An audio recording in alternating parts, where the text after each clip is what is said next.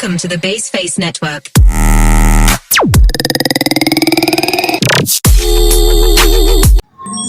Assalamualaikum warahmatullahi wabarakatuh. Perkenalkan, nama saya Adi Banur Maulida. Saya dari kelas PAI 22 mata kuliah PPKN dan dosen pengampu Bu Silvi Herawati MS. Di sini saya akan menjelaskan dulu tentang negara dan konstitusi. Negara adalah sebuah organisasi yang berada di dalam suatu wilayah dan memiliki kekuasaan yang sah terhadap semua. Negara dapat dipandang sebagai asosiasi manusia yang hidup dan bekerja sama untuk menciptakan kebahagiaan bagi rakyatnya. Tujuan akhir setiap negara adalah menciptakan kebahagiaan bagi rakyatnya. Negara memiliki kekuasaan tertinggi dan memiliki kesatuan politik, berdaulat, dan berhak menentukan tujuan nasionalnya. Negara juga memiliki kewajiban untuk menyejahterakan, melindungi, dan mencerdaskan kehidupan bangsa. Unsur-unsur dasar negara termasuk wilayah, rakyat, dan pemerintahan. Negara juga memiliki kekuasaan hukum yang berfungsi untuk mengatur perihal yang berhubungan dengan kepentingan umum di wilayah hukum dalam batasan yang telah ditetapkan melalui undang-undang. Selanjutnya yaitu pengertian konstitusi atau undang-undang dasar negara adalah peraturan dasar yang mengatur negara. Berarti hukum dasarnya negara. Landasan penyelenggaraan bernegara dan negara yang berlandaskan pada suatu konstitusi dinamakan negara konstitusional. Negara konstitusional memiliki unsur rakyat, wilayah, pemerintah, dan konstitusi sebagai dasar hukum. Jadi, dasar hukumnya suatu negara yaitu konstitusi. Akan tetapi, untuk dapat dikatakan secara ideal sebagai negara konstitusional, maka konstitusi negara tersebut harus memenuhi sifat-sifat dan ciri-ciri konstitusionalisme. Jadi, jika kita ingin mempunyai negara yang konstitusional, maka kita harus memenuhi sifat-sifat dan ciri-ciri dari konstitusionalisme tersebut. Jadi, negara tersebut harus menganut gagasan tentang konstitusionalisme. Konstitusionalisme sendiri merupakan suatu ide, gagasan, atau paham. Secara umum, negara dan konstitusi merupakan dua lembaga yang tidak dapat dipisahkan satu sama lain. Bahkan setelah abad pertengahan yang ditandai dengan ide demokrasi, dapat dikatakan tanpa konstitusi negara tidak mungkin terbentuk. Terbentuknya suatu negara itu karena adanya konstitusi. Baik, selanjutnya yang akan saya bahas pada pembahasan materi kali ini yaitu dengan judul negara dan konstitusi tadi, saya akan mengambil 4 pembahasan. Yang pertama yaitu unsur-unsur dan sifat negara, yang kedua yaitu pengertian konstitusi, yang ketiga yaitu politik dan strategi nasional, yang keempat yaitu pengertian sistem manajemen nasional. Baik, masuk kepada pembahasan yang pertama yaitu tentang unsur-unsur negara. Unsur-unsur negara merupakan sesuatu yang harus ada di dalam negara. Artinya, ketika negara tidak mempunyai unsur-unsur, maka negara tersebut tidak mungkin bisa ada.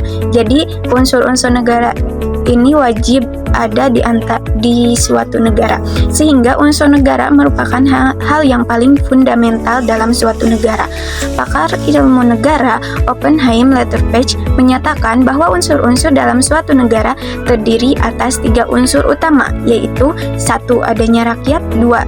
Adanya wilayah, 3. Adanya pemerintahan yang merdeka, adil, berdaulat. Sesuatu negara tidak mungkin akan berdiri manakala tidak mempunyai rakyat, wilayah, serta pemerintahan yang merdeka atau berdaulat. Tanpa adanya salah satu unsur tersebut, maka negara tidak mungkin ada. Negara tanpa adanya pemerintahan yang berdaulat belum bisa dikatakan sebagai negara. Jadi harus ada pemerintahan yang berdaulat jika ingin dikatakan sebagai suatu negara. Begitu juga dengan unsur-unsur lainnya.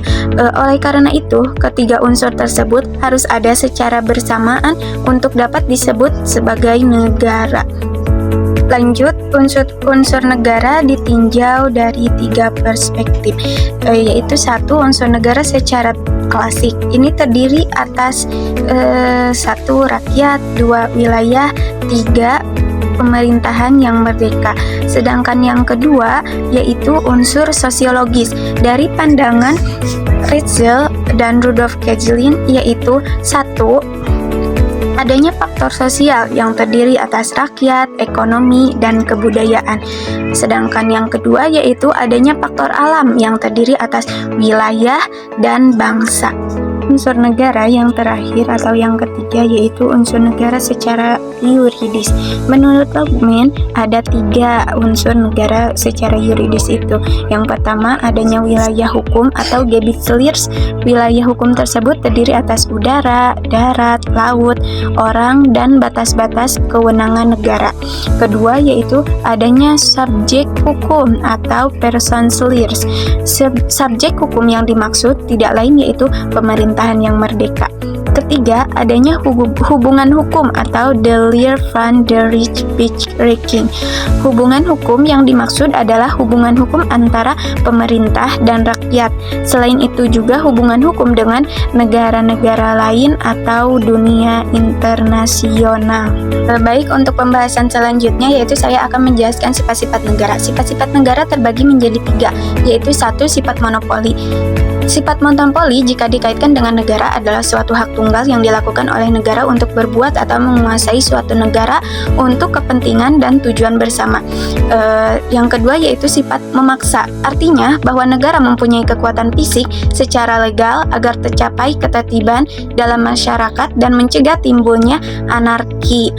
Sifat yang ketiga yaitu sikap mencakup semua. Sifat untuk semua berarti semua peraturan perundang-undangan yang berlaku, misalnya keharusan membayar pajak adalah untuk semua orang tanpa kecuali, bahkan presiden sendiri pun harus membayar pajak.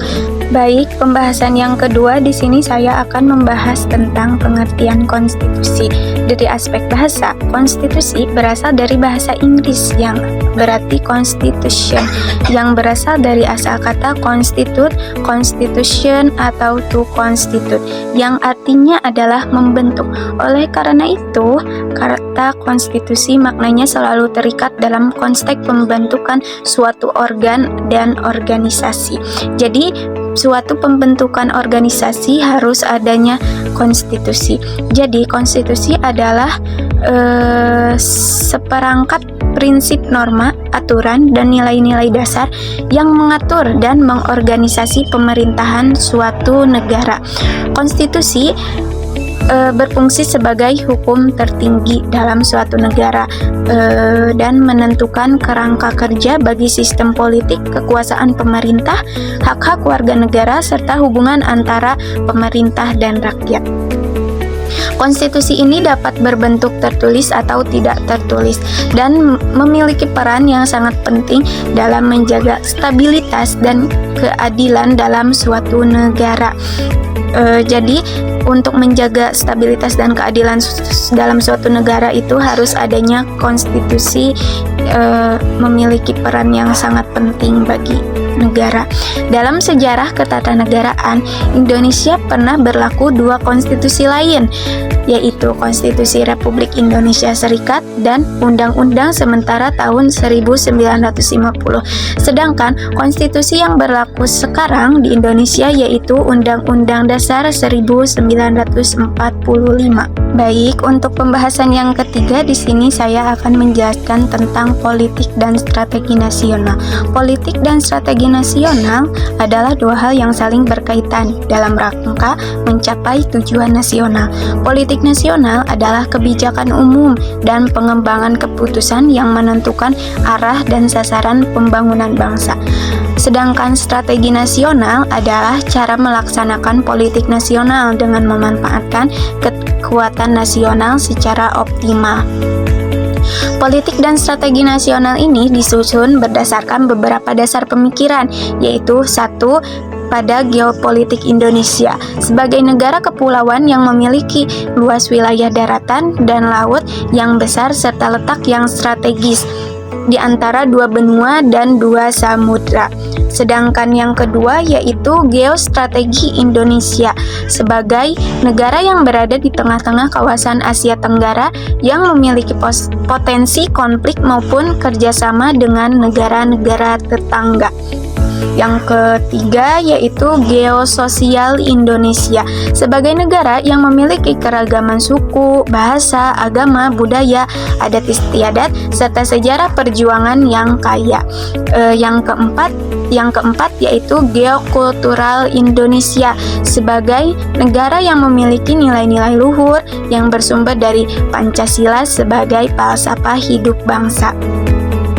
Sedangkan yang terakhir yaitu yang kelima tentang geoekonomi Indonesia, sebuah negara yang memiliki sumber daya alam yang melimpah serta potensi pasar yang besar. Untuk pembahasan yang terakhir yaitu pembahasan keempat, saya akan menjelaskan tentang pengertian sistem manajemen nasional. Sistem manajemen nasional terdiri dari 3 kata yaitu sistem, manajemen, dan nasional.